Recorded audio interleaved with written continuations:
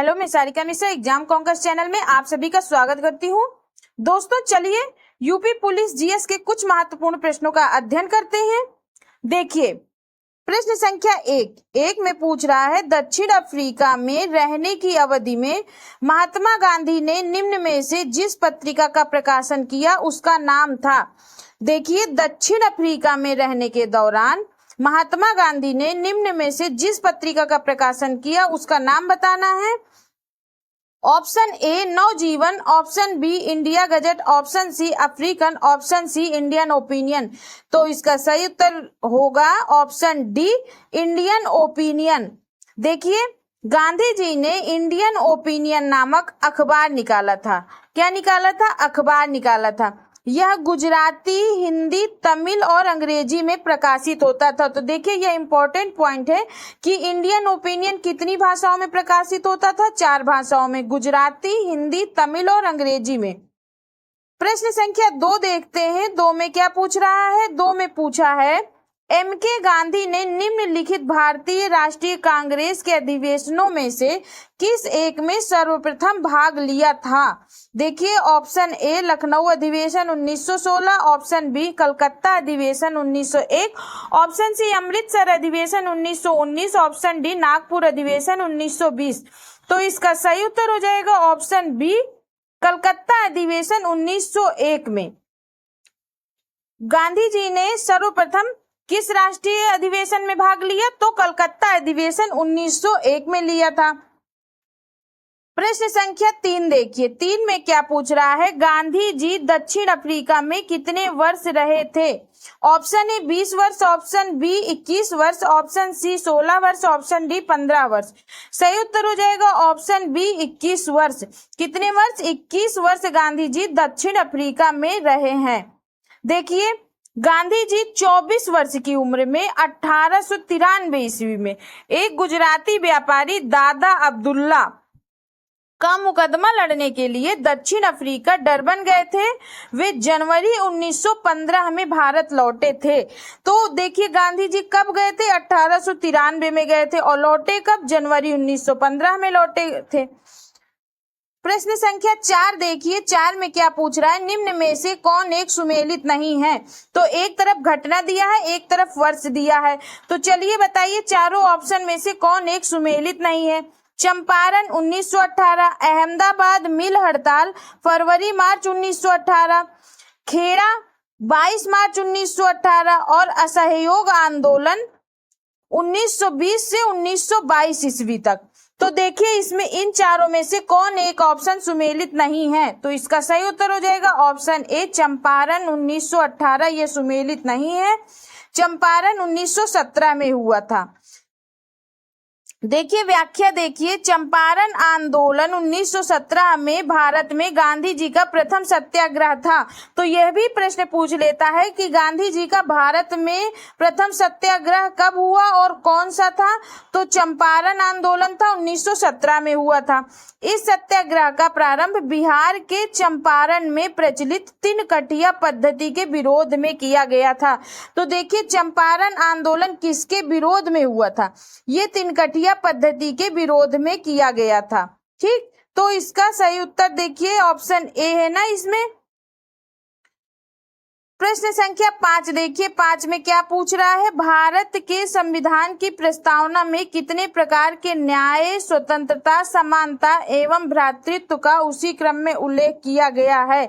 बताइए option A 3 5 2 1, option B 1 3 5 2, option C 2 5 3 1, option D 5 2 1 3। तो इसका सही उत्तर हो जाएगा ऑप्शन ए हो जाएगा 3 5 2 1।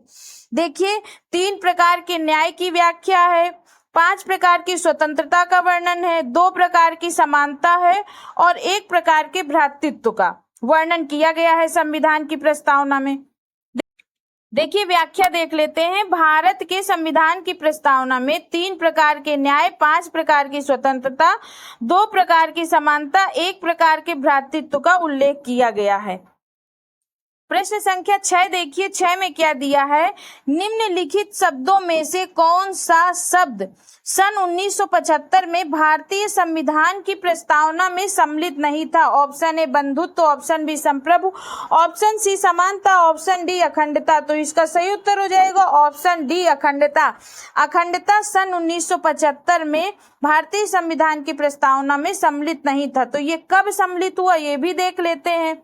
देखिए, भारतीय संविधान की प्रस्तावना में समाजवादी, पंथ निरपेक्ष और अखंडता शब्द 42वें संविधान संशोधन 1976 द्वारा जोड़े गए। ये 75 लिखा है, 1976 होगा यहाँ पे। देखिए, 42वें संविधान संशोधन द्वारा समाजवादी, पंथ निरपेक्ष और अखंडता शब्द जोड़े गए हैं।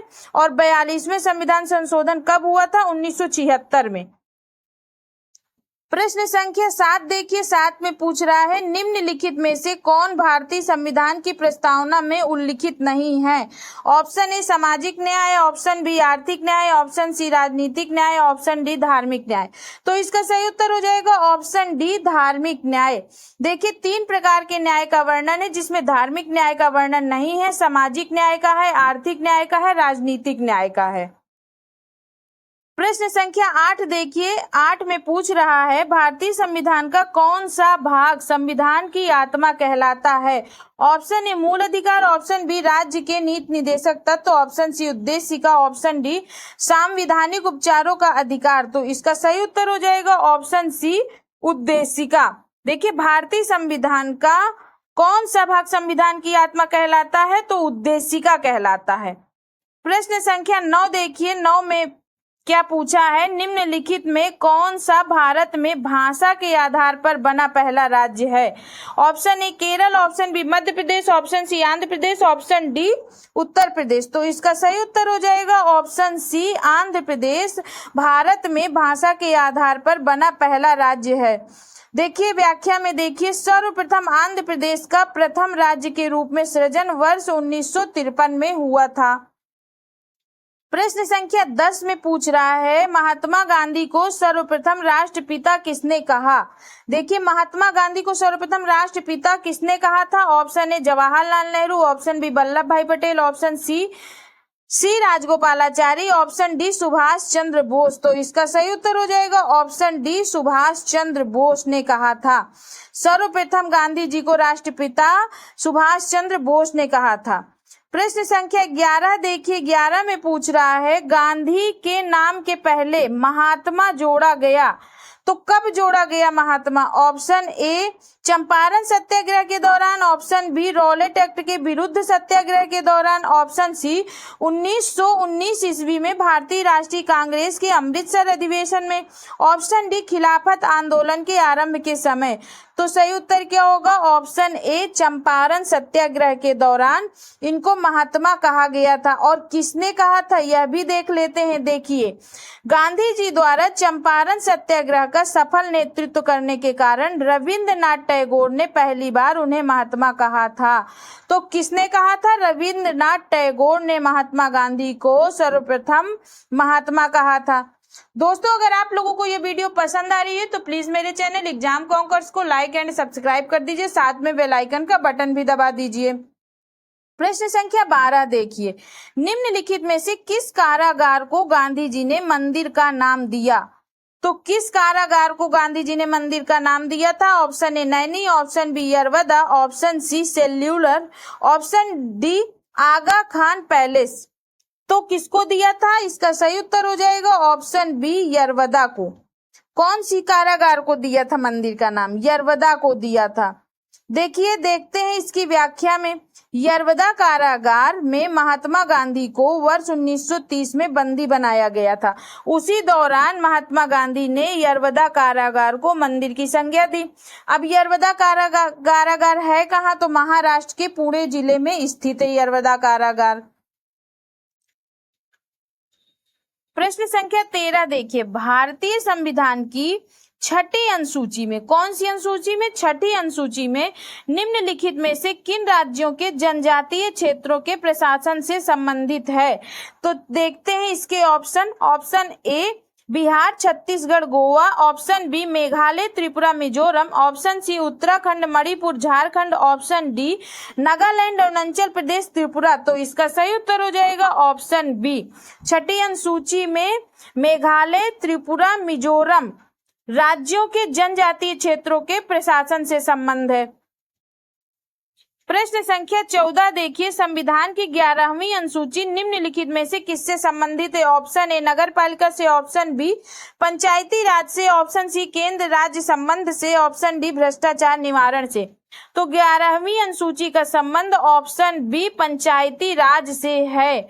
देखिए, संविधान में 11वीं अनुसूची 73वें संविधान संशोधन अधिनियम 1992 के माध्यम से जोड़ी गई थी। इसमें कुल कितने विषय शामिल हैं? 29 विषय शामिल किए गए हैं, जिन पर पंचायतों को विधि बनाने की शक्ति दी गई है। प्रश्न संख्या 15, भारत की काली मिट्टी उत्पादन के लिए बहुत उपयुक्त होती है। भारत की काली मिट्टी उत्पादन के लिए बहुत उपयुक्त होती है। ऑप्शन ए कपास। ऑप्शन बी धान। ऑप्शन सी गन्ना। ऑप्शन डी गेहूं। तो इसका सही उत्तर हो जाएगा ऑप्शन ए कपास। देखिए, भारत की काली मिट्टी कपास के उत्पादन के लिए सबसे उपयुक्त मानी जाती है। ठीक, अब काली मिट्टी किन किन राज्यों में पाई जाती है? विशेषता देखिए, गुजरात, महाराष्ट्र, पंजाब तथा आंध्र प्रदेश में सर्वाधिक पाई जाती है। प्रश्न संख्या 16 देखिए, काशी लालिमा निम्नलिखित में से किस फसल की प्रजाति है? ऑप्शन ए गाजर। ऑप्शन बी भिंडी। ऑप्शन सी प्याज। ऑप्शन डी टमाटर। तो सही उत्तर हो जाएगा ऑप्शन बी भिंडी की। काशी लालिमा भिंडी की किस्म है। प्रश्न संख्या 17 देखिए, ऑपरेशन फ्लड का निम्न में से किससे संबंध है? ऑप्शन ए बाढ़ की रोकथाम। ऑप्शन बी दुग्ध आपूर्ति। ऑप्शन सी मत्स्य उत्पादन। ऑप्शन डी स्वच्छ जलापूर्ति। तो सही उत्तर हो जाएगा ऑप्शन बी हो जाएगा, दुग्ध आपूर्ति से संबंध है ऑपरेशन फ्लड का। देखिए, ऑपरेशन फ्लड की शुरुआत वर्ष 1970 में राष्ट्रीय डेयरी विकास बोर्ड ने की थी, जिसके सूत्रधार कौन थे? डॉक्टर वर्गीज कुरियन थे। ये नाम इंपॉर्टेंट है डॉक्टर वर्गीज कुरियन का। प्रश्न संख्या 18 देखिए, निम्नलिखित में से कौन सा एक सुमेलित नहीं है? तो बताइए, इन चारों ऑप्शन में से कौन सा एक सुमेलित नहीं है? ऑप्शन ए भैंस भदावरी। ऑप्शन बी गाय सिंधी। ऑप्शन सी बकरी जमुना पारी। ऑप्शन डी भेड़ थार पारकर। तो इसका सही उत्तर हो जाएगा ऑप्शन डी भेड़ थार पारकर, यह सुमेलित नहीं है। तो अब चलिए इसकी व्याख्या देख लेते हैं। देखिए, थार पारकर गाय की नस्ल है जो गुजरात एवं राजस्थान राज्यों में पाई जाती है। प्रश्न संख्या 19 देखिए, 19 में पूछ रहा है, उत्तर प्रदेश कृषि अनुसंधान परिषद स्थित है। Option A Kanpur. Option B Ghaziabad. Option C Allahabad. Option D Lucknow. तो सही उत्तर हो जाएगा ऑप्शन डी लखनऊ। उत्तर प्रदेश कृषि अनुसंधान परिषद लखनऊ में स्थित है। इसकी स्थापना वर्ष 1989 में हुई थी। कब हुई थी? वर्ष 1989 में।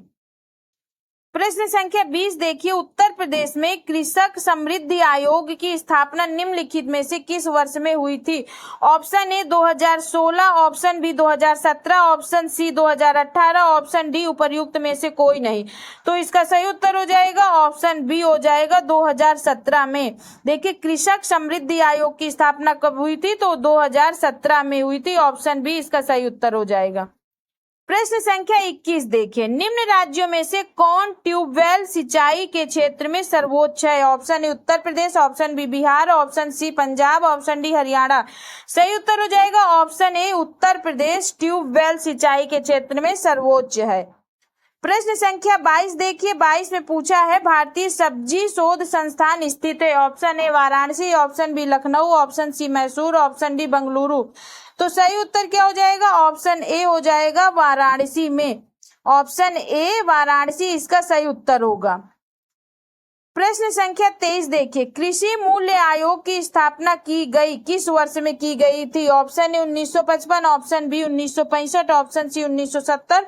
Option D 1973। तो इसका सही उत्तर हो जाएगा ऑप्शन बी हो जाएगा 1965। कृषि मूल्य आयोग की स्थापना वर्ष 1965 में की गई थी। प्रश्न संख्या 24। न्यूनतम समर्थन मूल्य का निर्धारक है। ऑप्शन ए भारतीय कृषि अनुसंधान परिषद, ऑप्शन बी राज्य सरकार, ऑप्शन सी कृषि लागत एवं मूल्य आयोग, ऑप्शन डी इनमें से कोई नहीं। सही उत्तर हो जाएगा ऑप्शन सी कृषि लागत एवं मूल्य आयोग। क्या होगा इसका सही उत्तर? Option C. ऑप्शन सी कृषि लागत एवं मूल्य आयोग इसका सही उत्तर होगा। प्रश्न संख्या 25। निम्नलिखित में से कौन सी एक नगद फसल नहीं है? ऑप्शन ए तंबाकू, ऑप्शन बी कपास, option C soybean, option D रबड़। तो इसका सही उत्तर क्या हो जाएगा? ऑप्शन सी हो जाएगा सोयाबीन। ऑप्शन सी इसका सही उत्तर हो जाएगा। सोयाबीन नगद फसल नहीं है। दोस्तों, अगर आप लोगों को इन प्रश्नों की पीडीएफ लेनी है तो वो हमारे टेलीग्राम चैनल पर उपलब्ध है। टेलीग्राम चैनल का लिंक हमने डिस्क्रिप्शन बॉक्स में दे दिया है। साथ में चैनल को लाइक एंड सब्सक्राइब कर दीजिए और बेल आइकन का बटन भी दबा दीजिए। धन्यवाद।